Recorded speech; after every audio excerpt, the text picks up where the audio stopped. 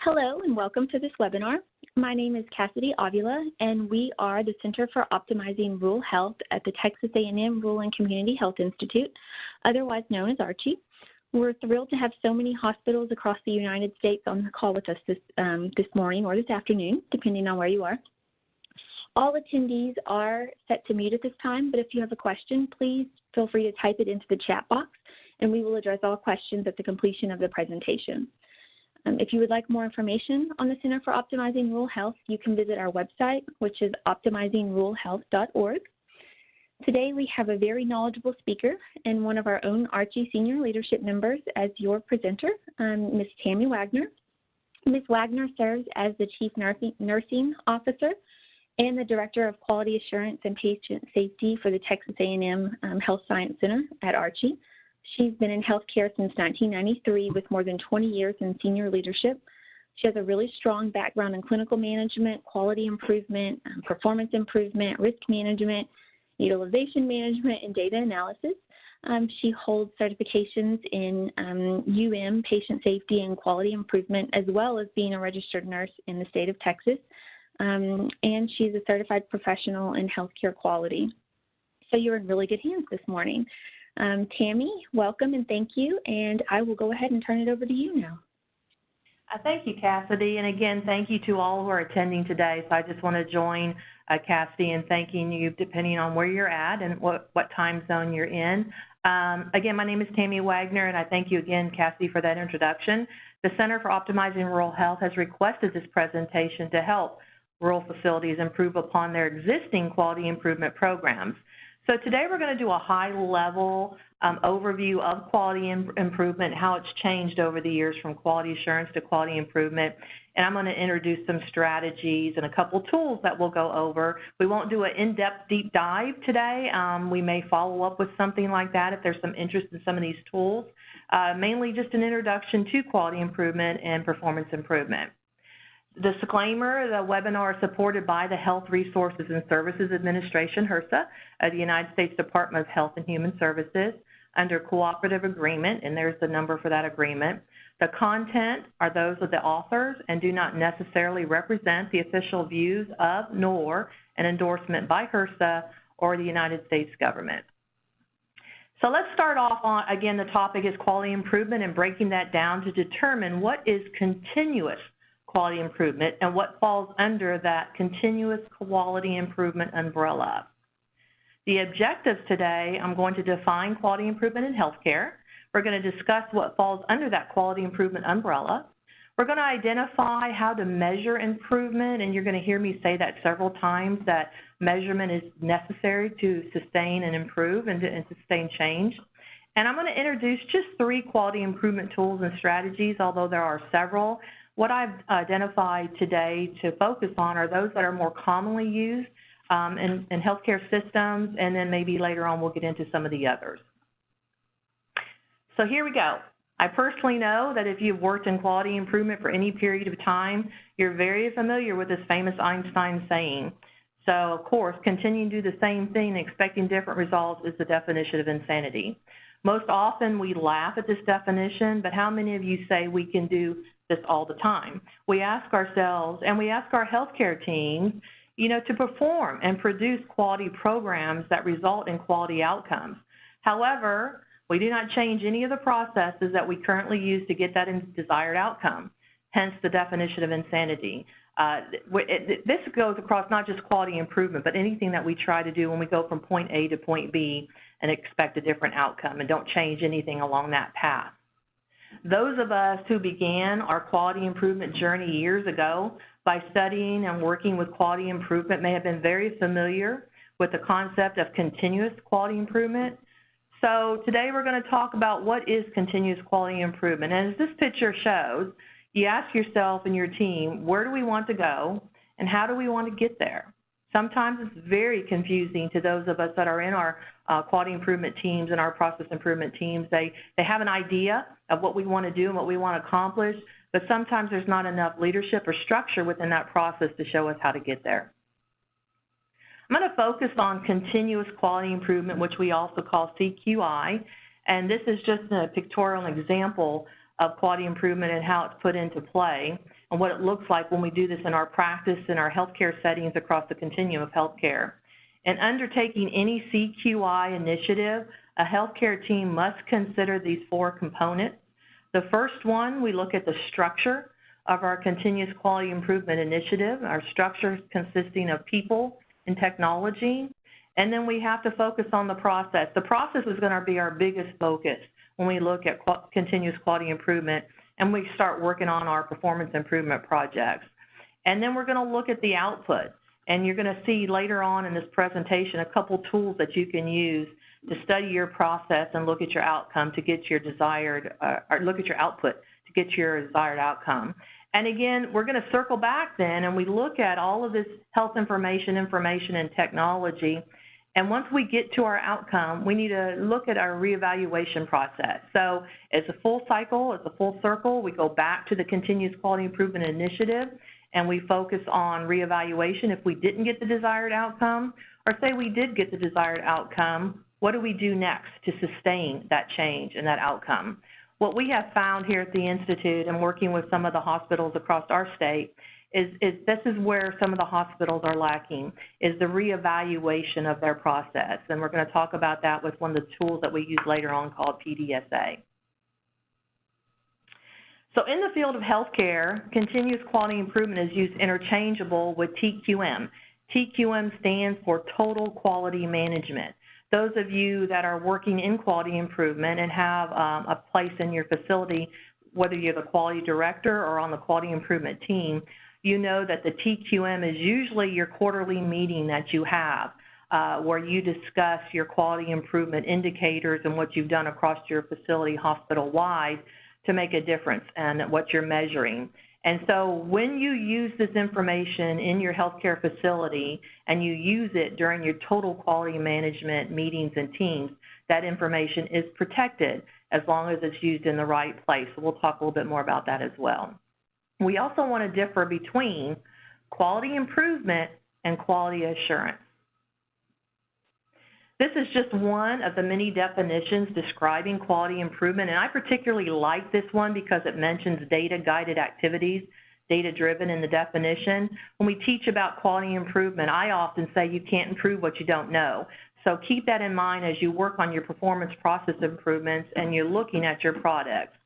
Data drives change, and change can only lead to improvement if you have the data to drive that change.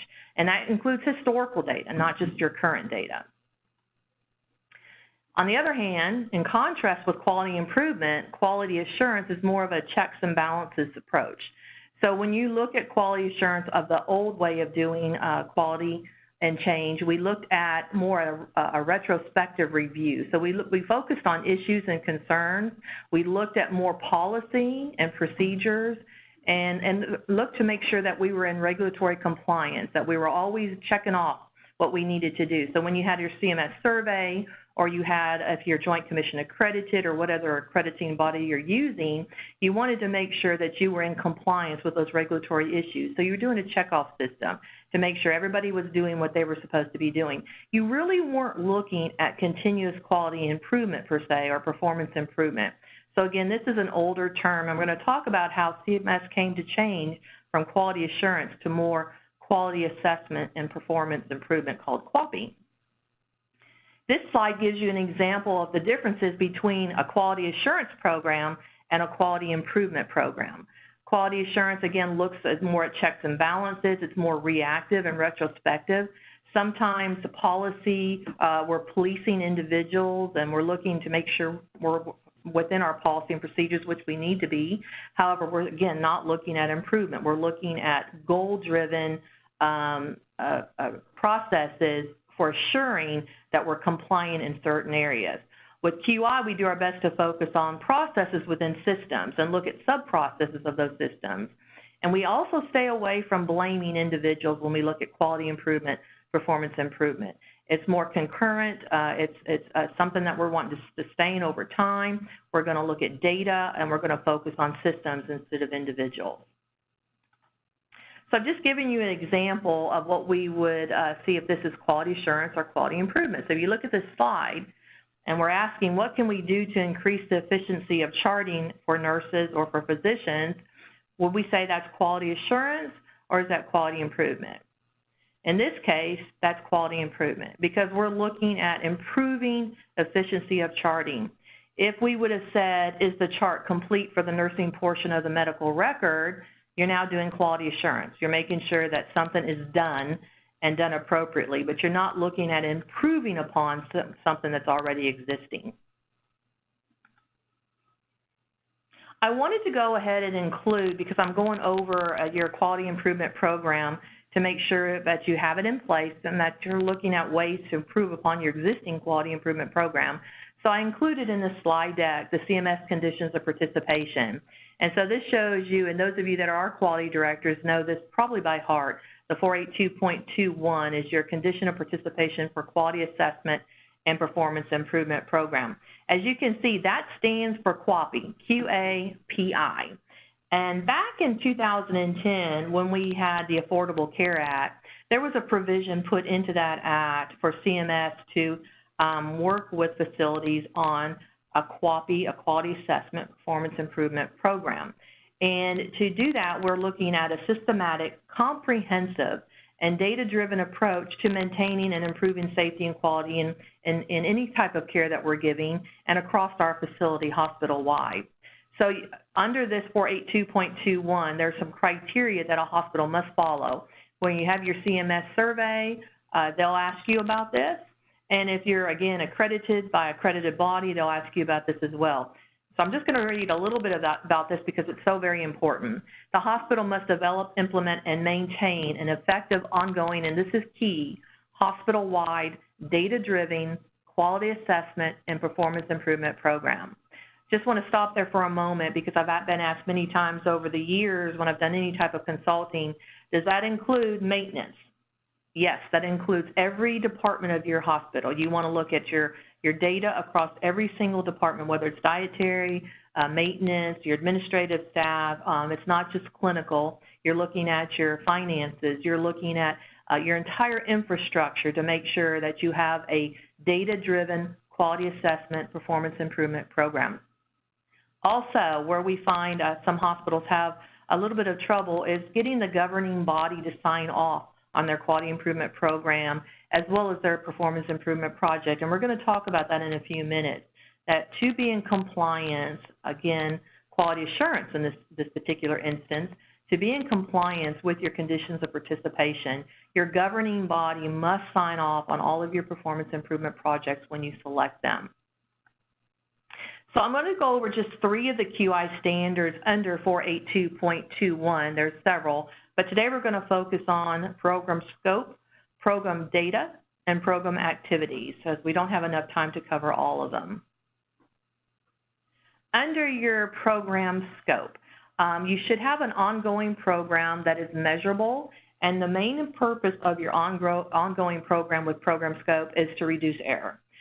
This says reduce medical error. You want to improve your patient outcomes, but you want to make sure that you're always measuring, you're always analyzing, and you're always looking at your data to see if your program scope fits for your particular facility.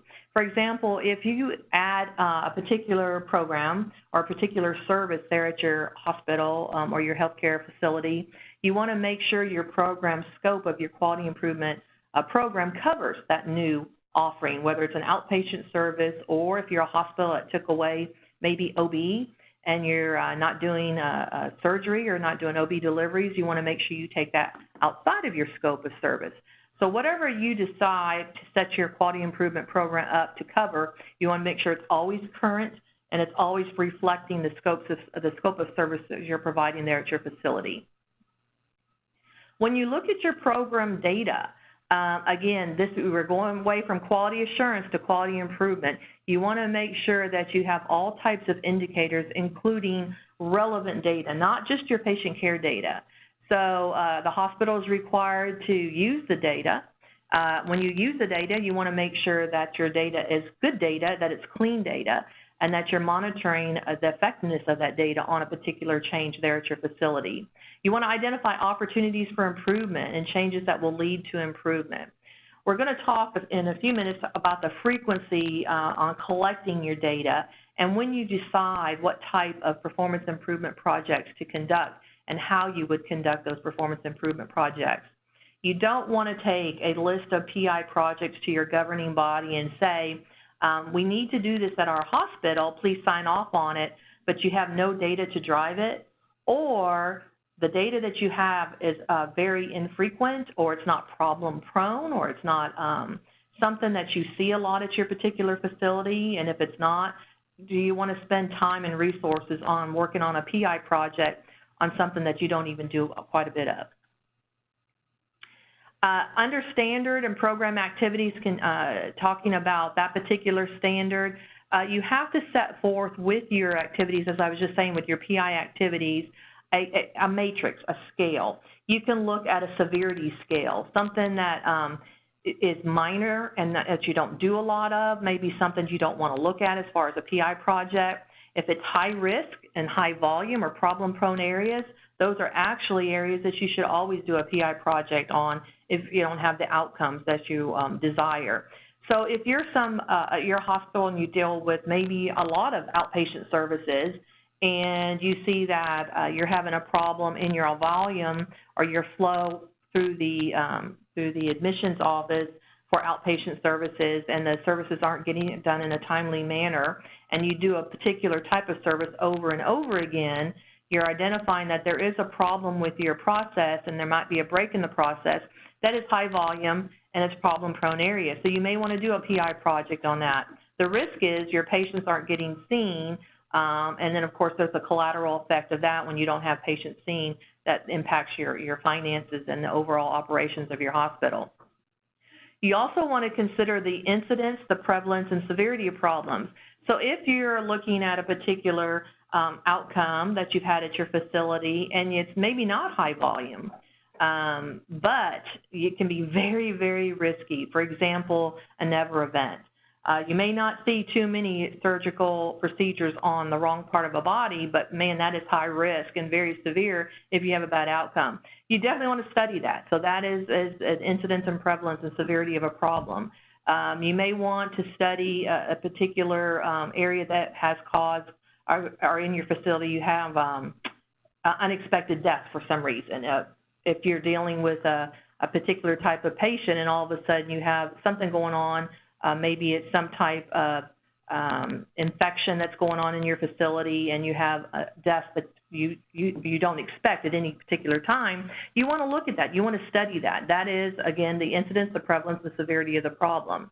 You also want to look at what affects health outcomes, patient safety, and quality of care. It's not just your clinical side of your facility when you're looking at quality improvement process and performance improvement process, but you're also looking at other areas within your admissions office, your finance, not just in your clinical setting.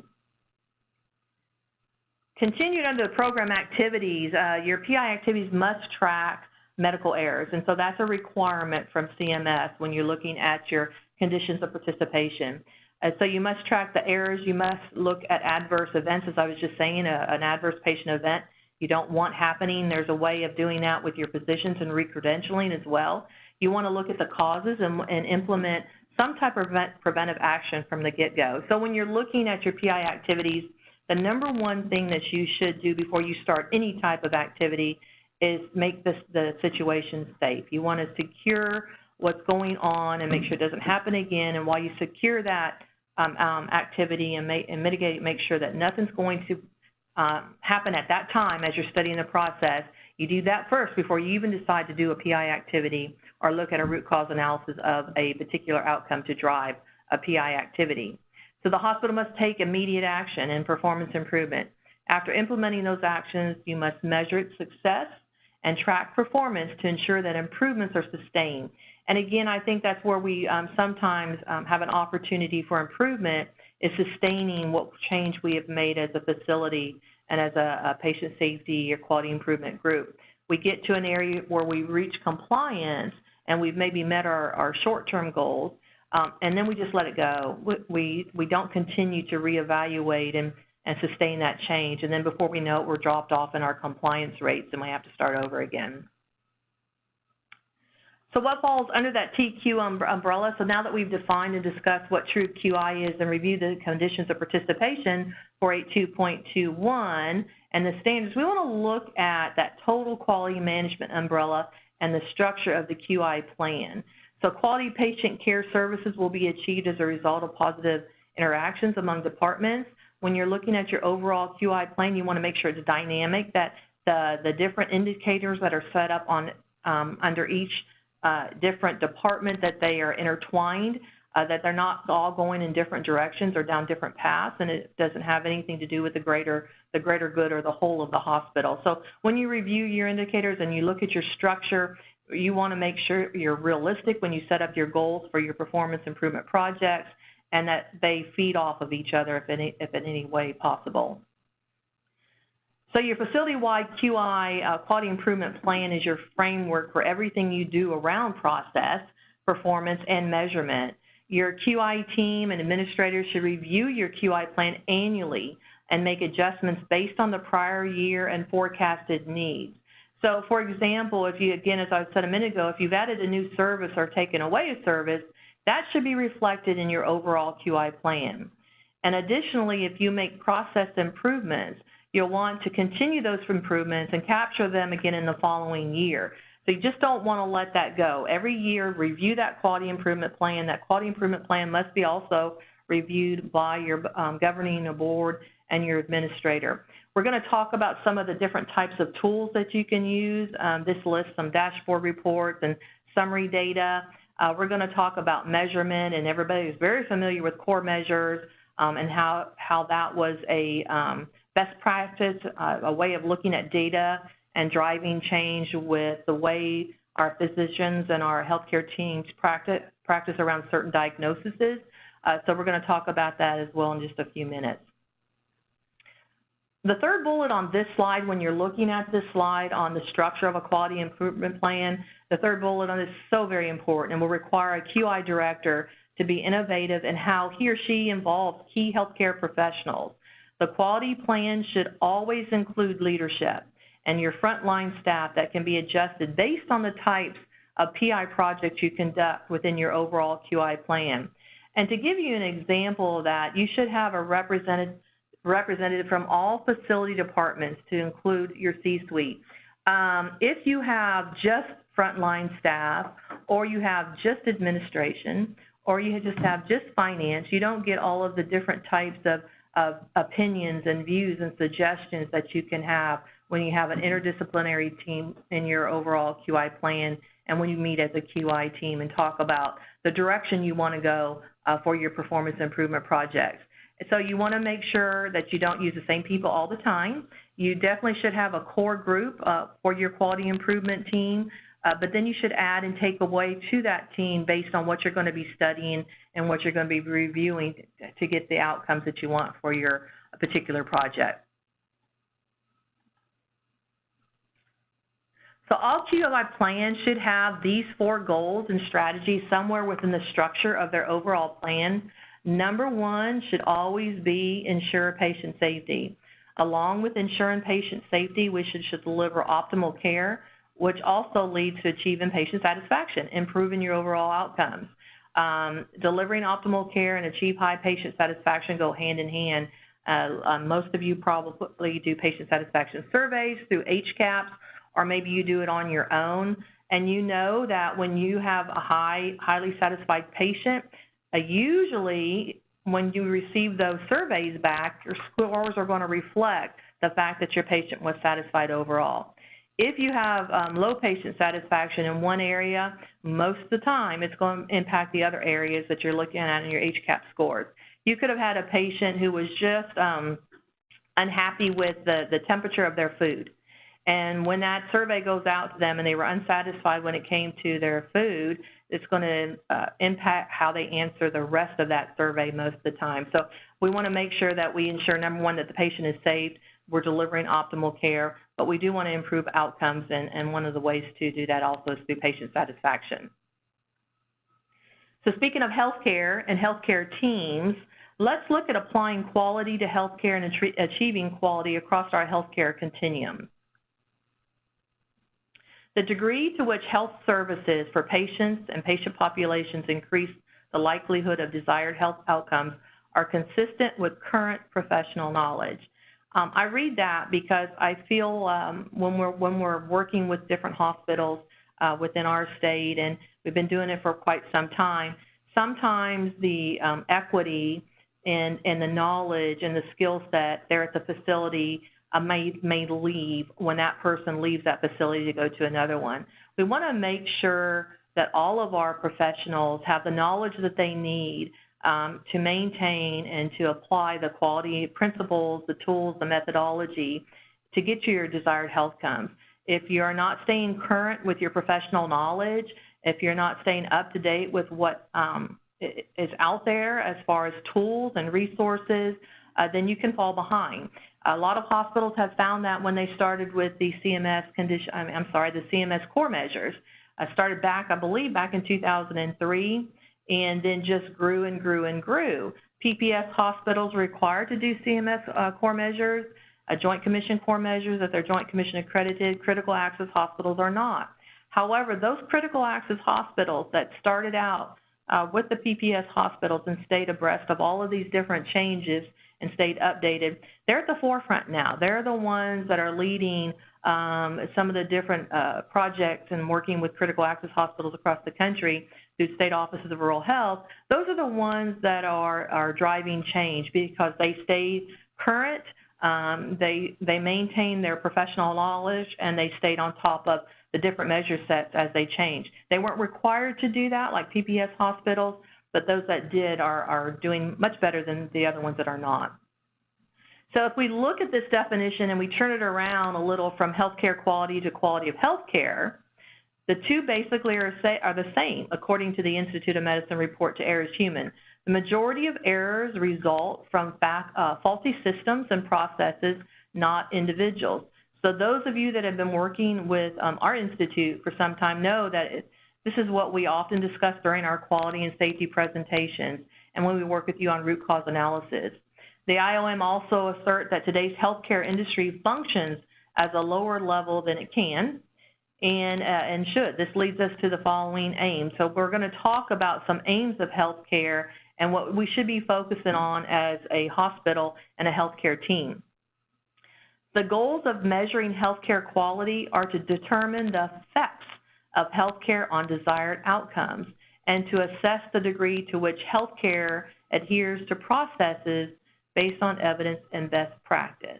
So we all strive to achieve these 6 aims that are listed on this slide. We want to be effective, we want to be safe and timely, we want to be efficient, we want to be equitable, and of course we want to have patient-centered quality care. The challenge, however, is how do we get there? We cannot get there without all of us that work in this area of quality improvement and process improvement being invested in the process to achieve our desired quality outcomes. If you are invested in the process, you will most likely be invested in the results. So remember that when you're talking to your different healthcare teams around quality improvement and patient safety. Those that are invested are also going to be the ones that are going to be really inquisitive and give you the suggestions that you need, do the brainstorming and the brain swarming, and come up with a process improvement plan to get to your desired outcomes.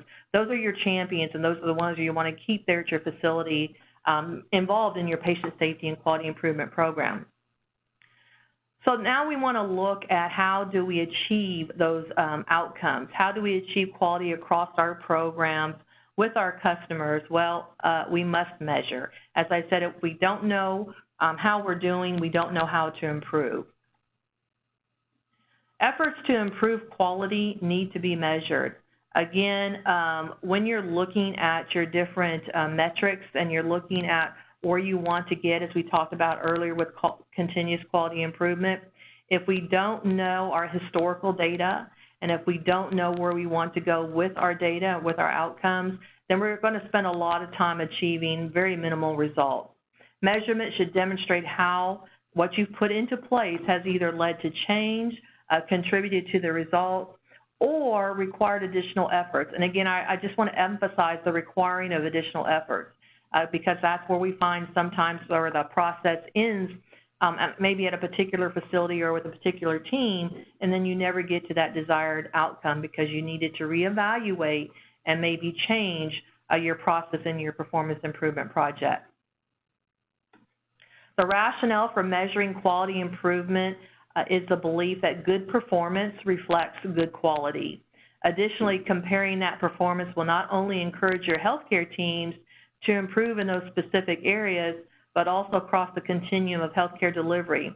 I just listed 3 types of public reporting of quality. Again, I referred to it a few minutes ago on core measures, been around 10 plus years now, 12, 13 years.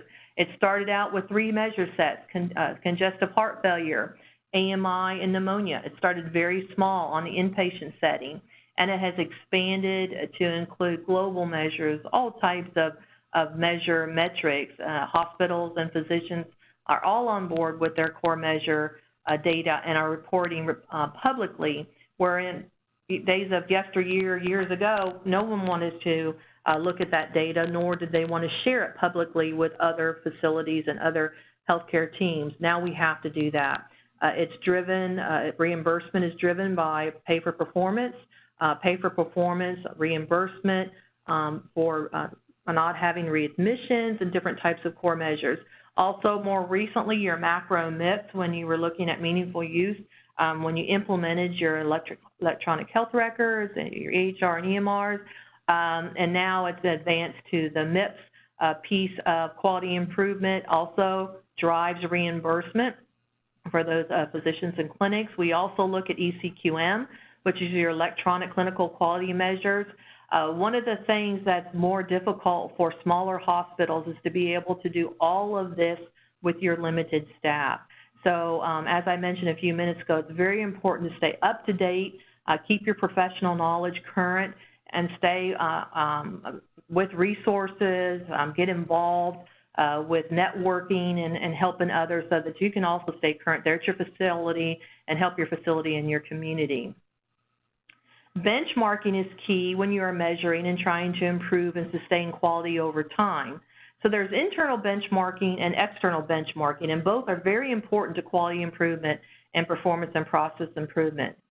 Internal benchmarking is used to identify best practices within your organization and then to compare those best practices over time.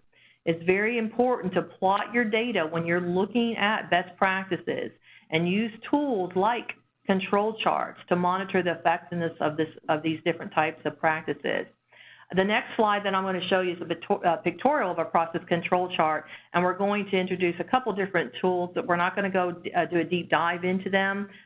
We may be able to go over that in a future webinar, how to use these different types of tools in case you haven't been experienced in using these type of tools. It is a toolkit that we want to build for you and use those resources to help you there within your facility improve quality and performance improvement.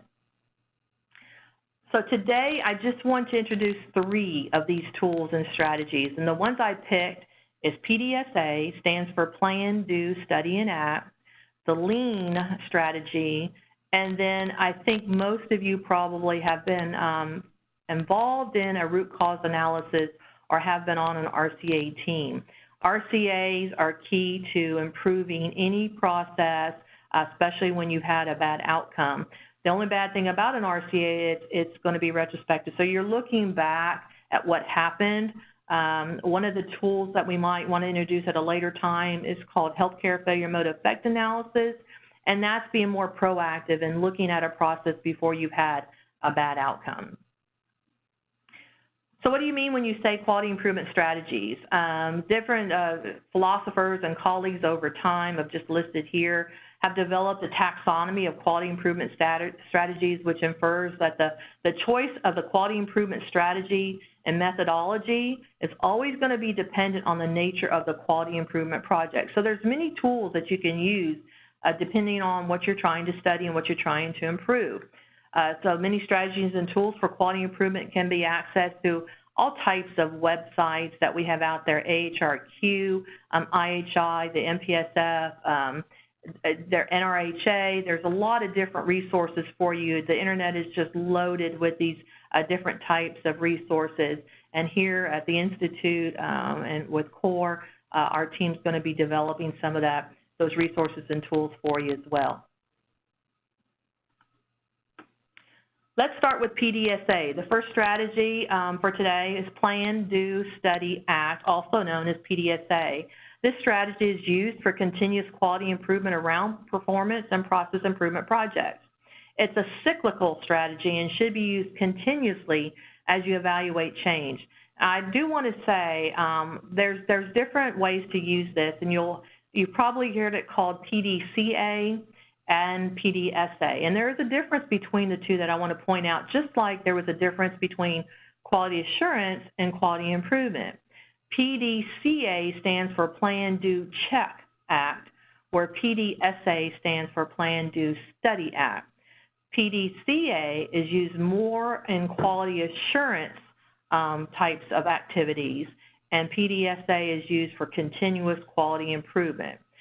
So if you are going to look at your physicians to see if they are doing what they're supposed to be doing with their nurse practitioners and PAs as far as their check-off sheets that they have to make sure that they're meeting all of the different requirements that fall under the physician guidance, that's going to be your quality assurance. It's a check-off, and you're going to do Plan, Do, Check, Act.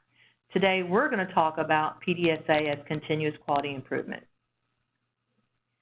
So quality improvement programs and quality improvement projects and studies aimed at making positive changes in healthcare processes affect favorable outcomes can use the PDSA strategy model. It's the most common used. It's probably the easiest one for hospitals to wrap their hands and arms around and to involve their staff because it just makes sense. You do it every day and you don't even realize that you're doing it. When you get up out of bed and have to get to work on time, you're using PDSA. Again, it's very common. It emphasizes a cause and effect strategy and how will proposed change to a process will impact the outcomes. So before beginning a performance improvement project using this PDSA strategy, your team must ask yourself, what is the goal of what we're going to try and do? How will it be known to us if the goal and our goals were reached, and what will be done to reach that goal? This is a picture of Plan, Do, Study, Act, and it's just exactly what I said. The plan is exactly what we're going to do. Do means when and how we did it and how we're doing it. Study is what were the results, and act, what changes are we going to make based on our findings. Again, this doesn't stop after PDSA. Once you make your changes and you're based on the findings of your performance improvement project, you need to do the PDSA again and again and again. It's cyclical until you reach your desired goal and your desired outcome. You don't stop with just one cycle of PDSA. Some of the tools that you would use when you're doing a performance improvement project and you're doing PDSA, you're conducting your plan, you put your plan together, you're executing your plans or your do. Now you're going to study. You're going to study the data. So this is a sample of a control chart that is a very common tool for statistical analysis while benchmarking your best practices. This is a tool that should be part of your hospital's QI program toolkit. I'm just going to explain this. I have 2 slides on this, so I want to explain this first one, and then we'll go a little bit more in depth on the next one. Your center line is your median or your average of your data, and you'll set an upper limit control and a lower limit control. And most of your data points should be somewhere in the middle over time that will show that you have a stable process. You want it to be around the average, and you want it to go up and down most of the time. Those are random variations, random causes that cause that. If you go outside of your parameters, your upper control limit or your lower control limit, that is an outlier, and that's usually going to have some type of special cause assigned to it. For example, I just use this because it's one of the easiest ways to explain it.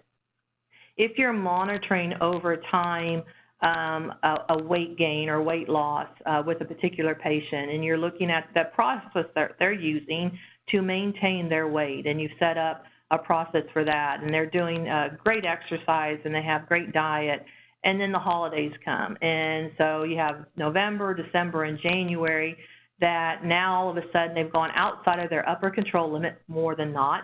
I don't think they would go outside their lower control limit. and they've gained 10, 15 pounds. They've not stayed around their average, their center line, which is an average, maintaining an average weight, up and down 1 or 2 pounds because they've been exercising and they've been eating appropriately.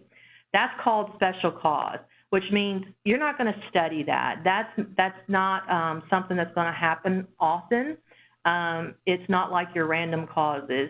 If you do have several data points that say outside of your higher limit, your upper limit, and your lower limit, then you will study that. But if you just have 1 or 2 data points and you know what those data points are caused by, you don't want to spend time with your process improvement and performance improvement studying those outliers. Again, you want to stay more towards the middle of your data. Your upper limit and your lower control limit is based on your historical data. So over time in the past, you have a spread of what is acceptable on your upper limit and your lower limit. And then in the middle, again, you have your average where you want to stay across the process to show stability. This is a little bit better drill down on this, and I'm going to explain when you have changes and when you have an unstable trend. So again, our upper limit and our lower control limit has been established for this particular process improvement project. We're going to look at the process over time. So on your bottom axis, your X and Y axis, on your bottom axis, you're showing your time. On your X axis, you're showing your data points over time. We see here in this particular, and this is just an example, so I didn't even list what type of process this is, but you can see you have some fluctuation from your bottom, your first data point all the way through until where you see some pretty significant up and down. So when you see that your center line where you want to stay and it's getting too high on the high end or it's getting too low on the low end, you're seeing some change in your process that may need to be reevaluated and lead to a process improvement project. So where you see these red dots, these data points right here, you're seeing a trend. And a trend would be anywhere from 5 to 8 data points under or above your middle line. So you see something happening here. And the reason it's not going up and down like random cause variation is you've had a process improvement done. So up here and down here, your high point and your low point is telling you we need to do a process improvement project on whatever you're studying. When you did that, you had some unstable trends in your red dots because you had a process change. That's going to change your upper control limit and your lower control limit because you're trying to improve the process. So it's going to move your median line down because you're trying to improve, and you're going to use your red dots as now your new median line because you want to make that more of a stable process. You will always study an area of instability to make your process a little bit more stable. So that's where the reevaluation comes in. If you need to reevaluate a process and not just go with your status flow. If you see any type of trend, whether it's a good trend or a negative trend, you want to study it. Another strategy is called Lean. It's Lean Six Sigma. We're going to stick with Lean today. And again, I believe probably most of you are using this in your everyday life. When we talk about Lean, we're just running lean processes. We're trying to take out excess, anything that is excess. Lean came to us from continuous quality improvement. It was recognized by the Toyota production system. Most quality improvement activities and quality improvement tools and strategies come from manufacturing. And you can see when you look at your different types of graphs and charts and run charts and your Pareto graphs, there's always going to be some history behind that, and it's usually coming from manufacturing, whether it's the car industry, some of it comes from the military, the air industry. You're going to see industry leading to healthcare and using these principles in healthcare. Lean is driven by the identification of customer needs, and it aims to improve processes by removing activities that are of non-value, which means they're waste. So steps in this process involve maximizing your value, your added activities in the best possible sequence to enable continuous operations, or in our case, continuous quality improvement. I'd like to give you an example of this that we did here at our institute. We have a peer review program that was a very comprehensive program, And it involved, years ago, many, many steps in this program, from the receiving of medical records to the redacting of medical records to the production of peer review reports for various hospitals across our state. At one time, we had, I believe, almost 77 steps in that process. We reviewed that process and studied that process on 2 different occasions through simulation and looking at where there was some redundancy and where we could lean that process out. After using the PDSA tool and using the lean strategy, we were able to reduce that process by 37 steps over time. That, of course, then makes your hospital, or in our case, our institute, more efficient with our resources, our staff, the resources that we use that are tangible resources, our finances. So it's very important when you look at your different processes to determine if your process is as lean as it possibly can get. Again, it helps create better workflows. You use this to improve handoffs, especially communication, and when you're improving your handoffs, and improve processes that work over the long term. You want to sustain those processes. So again, the tool that you're going to use, even when you're using this lean concept, is your PDSA tool. The third strategy, based on the time that we have left, that I'm going to talk about today is the root cause analysis.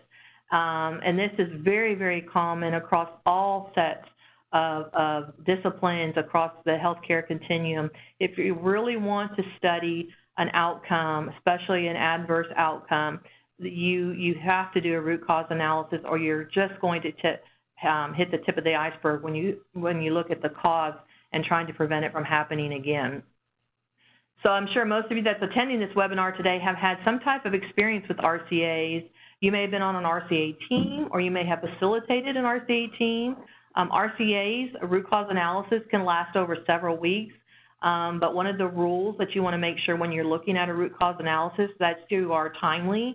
It's suggested by the Joint Commission and CMS to be completed within 45 days of initiation, and that's when you're deciding to have a root cause analysis team and you bring that team together. We also recommend that once an event has taken place, you've had an adverse event, the decision to pull a team together should be very timely. It should be as close to the event as possible, and then you start your 45 days of initiation to complete your overall root cause analysis and your root cause analysis work.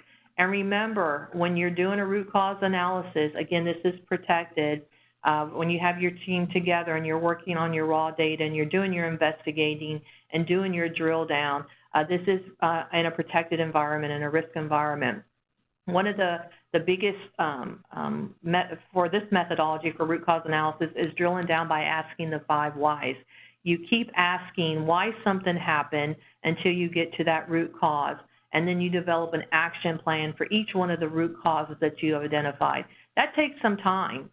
So again, this slide just illustrates one of the definitions of an RCA, and depending on which industry you are working in, the definition changes in wording but not meaning. There's always a drill down. You always ask the 5 whys. Sometimes you may even ask a few more whys when you go into the investigation process of an RCA. This is just a very simple picture of a root cause and demonstrating the 5 whys. This is, again, machinery. It's not healthcare, because healthcare, I believe, gets a little bit more detailed, and we can definitely show that to you at a future date on how to do that. This particular one just shows that particular machine stopped, and they wanted to know why. Well, the first why was the overload tripped out. Why did the overload trip out? Well, we had insufficient oil on the shaft. Why was there insufficient oil? Well, the oil pump is inefficient. Why is the pump not efficient? The pump drive shaft was worn. Why was the shaft worn? Well, the oil filter block was swarfed. So as you can see, this is a demonstration of the continuous drill down until you get to a potential root cause. Once you've identified the root causes, you're going to develop an action plan, and it needs to be a creative, realistic, innovative action plan to work on each one of those causes that were contributing factors to make sure this event never happens again, or this near miss doesn't happen again. One of the tools that you'll use when your team has come together to do an RCA, and this is one of the most common tools, it's called the Ishikawa fishbone diagram, and it's also known as your cause and effect diagram. The effect or the adverse event is shown as the fish head on this particular slide. And facing to the right with the causes extending to the left are the fish bones. Those are your primary or your main causes. The ribs that branch off of the backbone are for major causes, and then you have those sub-branches which illustrate your root causes. And you're going to have as many of them as needed when you go through your RCA. So you work backwards. So let's say you had you're working on a particular process that broke down, and your adverse event is that you had a break in your process, and so that's your fish head. When you work back and you go through the different potential causes, you come up with those main primary causes. If you stop there, your adverse event's going to happen again. And that's where we see a lot of quality healthcare teams stop. They said they just feel that this is the reason why. They've investigated and they've come up with some answers. And a lot of times it's more human events and human failure, and they stop there and they don't drill down to get to those root causes that may be totally different than what they thought it would be. So when you drill down on each one of those main causes or primary causes and you come to your root cause, you've asked all of those why questions, then that's when you can determine at that time how to put an action plan into action to make sure that this doesn't happen again. A little bit of history behind this, the Ishikawa diagram was built back in the 1960s. It became very popular and was pioneered by quality management process in the Kawasaki shipyards. And in that process, it became one of the founding fathers of modern management. So the basic concept was first used in the 1920s and is considered one of the 7 basic tools of quality control. Again, it's also known as the fishbone diagram because of its shape, and it's similar to the side view of a fish skeleton. Mazda Motors famously used an Ishikawa diagram in the development of their Miata MX sports car. So just a little bit of history on that. It's not just in healthcare, it's across industry. So I just wanted to talk about some key points. I know I've used up quite a bit of the time, and we don't have much time for questions. But in summary, it's so important that as a healthcare team, no matter what your team's daily tasks are, for example, you may be working in finance, you may be working in the clinical side of your hospital, you may be in environmental care, or you may be in administration. We all have to work together to continuously improve and make change. So remember, improving healthcare quality is our responsibility. It's not my responsibility, it's our responsibility. Measurement and improvement are always possible. We should always identify the root causes before we make any change, and we should be very creative in developing our solutions. Some 10 fundamentals to continuous quality improvement. Keep an open mind to change. Always remember that things are possible, a change is possible as long as you keep an open mind to that. Say yes we can if instead of no we can't but. So say yes if we do this.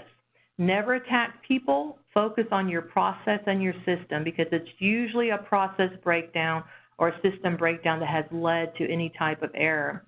We want to seek simple solutions whenever possible, and this is very important for rural healthcare when we don't have as many resources as some other healthcare teams out there across the continuum of healthcare. We want to stop and address the problem when it first occurs. As I just mentioned earlier, when you're doing an RCA, when you have the problem, address it immediately or as close to immediately as you can. Use creativity instead of capital. Again, very important to rural healthcare. Sometimes we don't have the capital that we need, and we can use our knowledge, our professionals that are in our institute or in our healthcare team. Be creative. Acknowledge problems or opportunities. It's very important to always look at those problems as gold nuggets. You know, this is an opportunity for us to learn or for us to change. Always use your RCA, find out the cause, ask why, not who. We want to stay away from individuals. We want to look at processes. Remember, wisdom of many is far better than the knowledge of one. Earlier I talked about maintaining that professional knowledge and keep it there at your facility. Most of you are probably a team of 1 or 2 in your quality improvement teams. Share your wisdom, share your knowledge with others, cross-train as much as possible so that equity stays there with your facility. There's no final destination on the improvement journey. It's always continuous. Here's some of my resources. I'm going to turn it now back over to Cassidy. She's going to talk about the survey, and then we'll open it up for questions. Thanks, Tammy. That was excellent. We really appreciate it. So we will, we've got one question in the queue, but please, if you have any questions, go ahead and type those into the chat box now. That way we can get to them. We still have at least about 5 more minutes, and we're willing to stay a little longer if you guys have questions. To answer the question in the queue now, can I get this PowerPoint sent to me? So if you go to our website, optimizingruralhealth.org, or you go to YouTube and search Center for Optimizing Rural Health, you will be able to view the presentations again. You can also go to YouTube or our website and view our original presentation from December, which was our kickoff webinar. So everything that we do on these monthly calls and monthly webinars will be posted to those 2 places, website and YouTube. And then, Tammy, someone else asked if it was possible to show the resources slide one more time. Oh, perfect. You already saw that. Thank you so much. And we will be sending out a survey to you guys with some follow-up questions. And we're also interested in any topics that you might want to see future webinars on. So please feel free to share those as well. And we'll just hang back a few more seconds to see if there are any other questions that come up. We appreciate everyone being on the call today. It was a very informative webinar, and we hope that you all felt the same.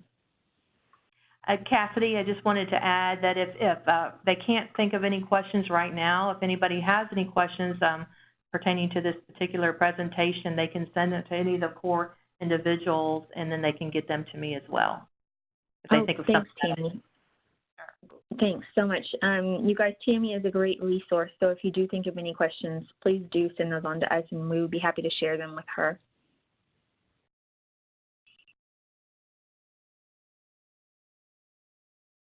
Okay, I don't see anyone else typing.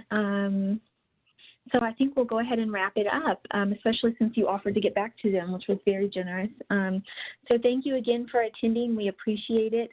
It's been our honor to be with you today, and we hope to see you next month. Thanks again, Tammy. Thank you. Bye-bye.